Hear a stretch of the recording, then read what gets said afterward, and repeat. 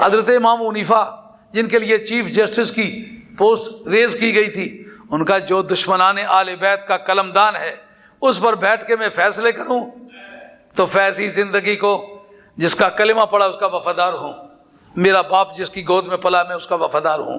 اور امام حنیفہ رضی اللہ عنہ کے متعلق یہ جو بہت سارے تذکرہ نگاروں نے بتلایا لکھا ہے کہ وہ بنی تیم کے غلام تھے، ان کو آزاد کیا گیا، اس پر گفتگو کی ہے الجواہر المدیہ فی الطبقات الحنفیہ نے۔ انہوں نے کہا یہ کیکاؤس کی اولاد میں سے کیا نہیں ہیں جن کو گکھڑ کہتے ہو، یہ اس برادری کے آدمی ہیں۔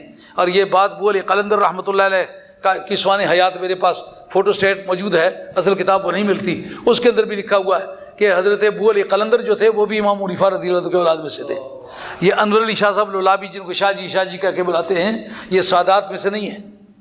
اکابر دیوبند کے نام سے کتاب لکھی گئی ہے، میرے پاس پنڈی موجود ہے، جس کے اندر یہ بات موجود ہے کہ یہ امام حنیفہ کی اولاد میں سے ہے۔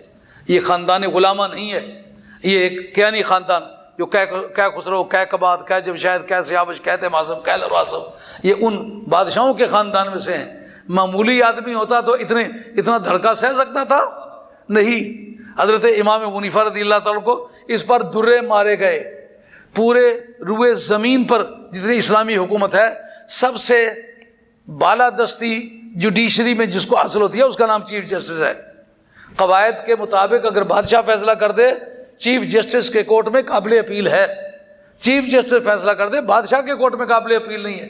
ان کا تف بھیجتا ہوں ایسے قلمدان پر جس قلمدان نے خاندان نبوت کو حقوق سے محروم کیا ہے۔ ایسا قلمدان استعمال کر کے میں اللہ تعالیٰ کی بارگاہ میں نہیں جانا چاہتا، وہ امام حنیفہ ہے۔ آپ کا سب سے جو امتیازی کردار ہے وہ آپ کا اہل بیت سے وفا ہے۔